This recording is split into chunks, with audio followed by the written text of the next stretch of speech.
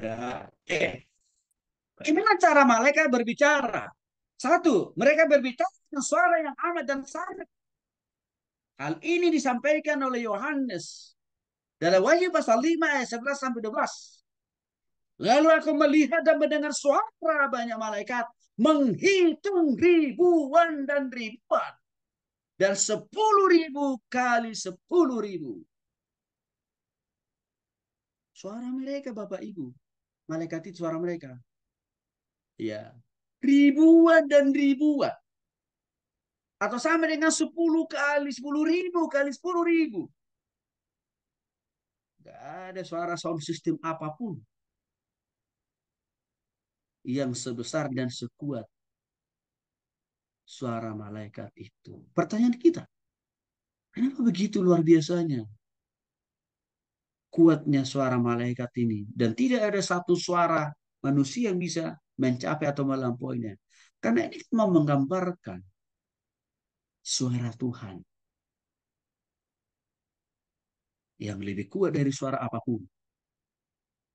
Yang lebih kuat dari suara sound system terhebat, tercanggih, termahal di dunia ini. Suara Tuhan tak lebih kuat. Mengapa suara Tuhan itu begitu penting kuat? Supaya tidak ada satu orang pun manusia yang tidak bisa mendengar. Tapi semua mendengar. Itu kan maksudnya. Bahkan Yohanes juga menjelaskan. Dengan suara keras mereka berkata. Anak domba yang layak yang dibunuh. Ini kan Yesus Kristus. Yang mati di kayu salib. Untuk menerima kuasa dan kekayaan dan kebijaksanaan dan kekuatan, kehormatan, kemuliaan, dan pujian. Mengapa begitu penting malaikat itu diberikan suara yang keras dan kuat oleh Tuhan supaya mereka bisa menyuarakan kepada manusia setiap pesan-pesan dari Tuhan, setiap langkah-langkah pertobatan yang Tuhan mau dilakukan oleh manusia. Kan itu maksudnya, Bapak Ibu. Dalam 2 Samuel, Samuel juga menjelaskan bahkan membandingkan kekuatan suara ilahi seperti guntur. Berarti guntur itu kan seperti petir, Bapak Ibu. 2 Samuel ayat 11. Bahwa Allah menyertai malaikat kerubim ketika mereka terbang.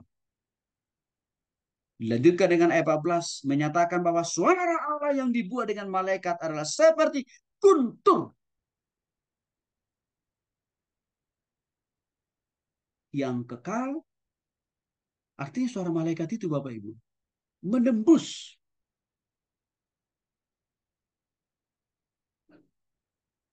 semua ruang waktu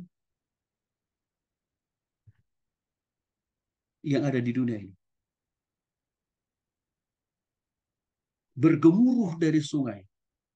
Suara yang maha tinggi terdengar. Begitulah cara malaikat berbicara. Yang menggambarkan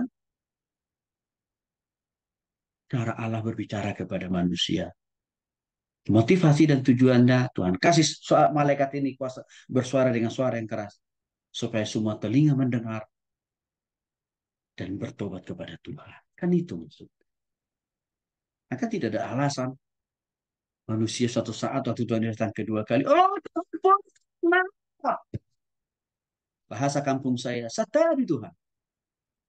Saya nggak pernah dengar pentingnya bertobat. Karena saya di perkampungan pedalaman. Sumatera, Sulawesi, Kalimantan, Papua. Tidak bisa. Karena suara Tuhan amat sangat begitu keras. Yang dilambangkan tadi dengan suara malaikat. Sehingga alasan apapun, alibi apapun yang dipakai oleh manusia untuk tidak mau cepat-cepat bertobat tidak berlaku. Karena suara Tuhan itu sangat begitu keras, sangat begitu kuat, mengubahkan dan menghidupkan dan serta menobatkan. Bahkan malaikat juga berbicara dengan kata-kata yang bijaksana, Bapak Ibu. Artinya malaikat terkadang berbicara dengan menawarkan kebijaksanaan kepada orang-orang yang membutuhkan wawasan secara spiritual. Kita ambil saja contoh konkret. Waktu malaikat Gabriel menafsirkan visi kepada Daniel. Di dalam Daniel pasal 9 ayat 12. Ya datang untuk memberi Daniel intuisi. Intuisi itu pengertian, pemahaman Bapak Ibu. Tentang tanda kedatangan Tuhan Yesus. Tentang tanda kelahiran Tuhan Yesus. Sudah dijelaskan oleh malaikat Gabriel kepada Daniel itu. Dengan kata-kata yang bijaksana. Hal yang sama juga, malaikat Gabriel waktu dia berjumpa dengan Zakaria. Di mana Zakaria melihat kuda merah dan warna coklat dan putih dalam sebuah penglihatan. Dan bertanya-tanya, apa itu? Kata Zakaria. Dalam Zakaria 9, Zakaria mencatat, malaikat yang berbicara kepada aku menjawab, aku akan menunjukkan kepadamu apa aku ini. Pengalaman Zakaria menjelaskan betapa malaikat itu dengan kata-kata bijaksana mengkonfirmasi, memberitahu kepada Zakaria apa maksud daripada apa yang dilihat oleh Zakaria itu tentang kuda warna merah, coklat, dan putih itu. Itulah bentuk kebijaksanaan daripada malaikat.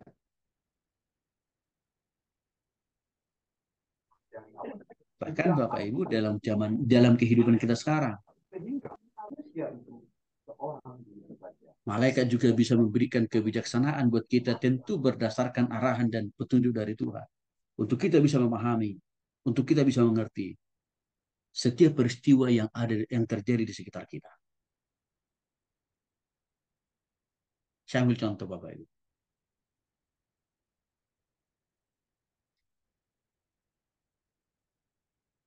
Peristiwa kecelakaan.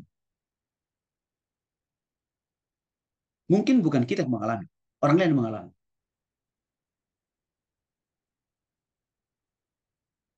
Bisa saja malaikat memberikan kita pencerahan. Bahwa peristiwa kecelakaan yang dialami oleh orang lain menjadi warning, peringatan buat kita. Supaya kita lebih berhati-hati. Kan itu. Malaikat memberikan kata-kata yang bijaksana kepada kita. Malaikat juga berbicara dengan otoritas penuh dan total dari Tuhan karena memang dia berasal dan bersumber dari Tuhan dan melakukan tugas dan fungsi yang dari Tuhan juga. Mari kita lihat Tuhan berikan otoritas kepada malaikat ketika berbicara dalam mendorong orang untuk memperhatikan apa yang malaikat katakan. Contoh, ketika Tuhan mengirim malaikat membimbing Musa dan orang Yahudi, ya, dengan aman melalui padang pasir yang berbahaya. Dicatat dalam Keluaran 23 ayat 22 sampai 22. Tuhan memperingatkan Musa untuk mendengarkan dengan seksama suara malaikat. Lihat aku mengirim juga dia dan dengarkan suaranya, jangan memberontak melawannya. Karena dia tidak akan memaafkan pelanggaranmu. Karena namaku ada dalam dirinya. Nah, maksudnya dalam diri malaikat. Tetapi jika kamu mendengarkan dengan seksama suaranya, suara malaikat, dan melakukan semua yang aku katakan, maka aku akan menjadi musuh bagi musuhmu dan melawan untuk lawanmu. Jadi di sini malaikat mewakili Tuhan untuk memperjelas, mempertegas kepada orang Israel dan Musa waktu itu, orang Yahudi dan Musa waktu itu. Mereka harus lakukan apa, harus kerjakan apa, harus lewat kemana, dan memulai dari mana. Kan kira-kira begitu. Nah, dalam hubungannya, dalam kehidupan kita sehari-hari ini juga bisa Tuhan lakukan, Bapak Ibu. Malaikat bisa membimbing kita, memberitahu kita, kenapa kita harus lewat jalan yang satu, bukan lewat jalan yang sama. Kenapa kita harus lakukan yang ini, kenapa bukan yang di sana. Malaikat masih bisa juga lakukan itu dalam diri kita hari-hari ini. Malaikat juga seringkali berbicara dengan kata-kata yang indah. Hal ini bisa kita lihat contoh konkretnya dalam 2 Korintus 12 ayat 14, ayat 4, maaf. Bahwa Rasul Paulus mendengar kata-kata yang tak terkatakan. Bahwa tidak sah untuk mengucapkan seseorang ketika ia mengalami penglihatan tentang surga. Ini adalah satu pengalaman yang luar biasa yang pernah dialami oleh Rasul Paulus. Waktu dia dibawa ke surga. Dan di sana dia diperlihatkan oleh malaikat tentang gambaran dari surga itu. dan juga sekaligus di surga itu secara Paulus dibawa. Lalu waktu di surga secara roh itu Paulus di sana dibawa, malaikat banyak berbicara kepada dia. Maka Paulus menggambarkan, menceritakan ulang pengalaman dia itu, apa yang dia lihat, apa yang dia alami, apa yang dia rasakan, apa yang dia ketahui itu. Maka dia tuliskan itu dalam 2 Korintus 12 ayat 4 dengan mengatakan dia mendengar malaikat itu memakai kata-kata yang tak terkatakan. Artinya Bapak Ibu, kata-kata yang dipakai oleh malaikat pada waktu Roh Paulus dibawa ke surga, kata-katanya begitu indah, begitu manis, begitu enak didengar. Bahkan tidak ada satupun, termasuk dirinya sendiri, Paulus sendiri, dapat mengikuti kata-kata yang indah yang disampaikan oleh malaikat kepada dia waktu dia di surga. Itu contoh pengalaman sampaikan di Paulus. Malaikat juga berperan menyampaikan pengumuman penting mendesak kepada manusia. Apa tujuan Tuhan? Mengirim malaikatnya untuk menyampaikan pesan-pesan yang begitu mendesak dan genting itu supaya dunia atau manusia di dunia ini segera mungkin, secepat mungkin bertobat, berubah. Contoh kita lihat dalam Lukas pasal 26 ayat 26. Allah mengutus malaikat Gabriel untuk mengunjungi Maria. Yang mana pada waktu itu Maria sedang galau-galaunya. Karena tiba-tiba saja dia hamil tanpa punya suami. Tanpa pernah juga melakukan hubungan suami istri. Tiba-tiba sudah berbadan dua. Dalam kegalauan itulah malaikat datang, itu malaikat Gabriel. Meyakinkan Maria. Jangan galau, jangan takut. Hai Maria, kamu akan mengandung, melahirkan seorang putra dan memanggilnya Yesus. Ia akan menjadi besar dan putra yang maha tinggi akan dipanggil. Tuhan Allah akan memberinya tahta ayahnya Daud. Ini bicara masalah surga, tahta di surga maksudnya Pak Ibu. Dan akan memerintah untuk selama-lamanya keturunan Yakub. Kerajaannya tidak akan pernah berakhir. Roh Kudus turun atasmu dan kuasa yang maha tinggi akan menaungi kamu. Jadi orang suci yang akan dilahirkan akan disebut namanya anak Allah. Ini pengumuman ini disampaikan oleh malaikat Gabriel. Dan ini penting, ini mendesak. Mengapa? Karena kelahiran Yesus itu adalah momentum orang untuk apa? Membuka hati, jiwa, pikiran, totalitas hidup untuk sesegera mungkin bertobat kepada Yesus.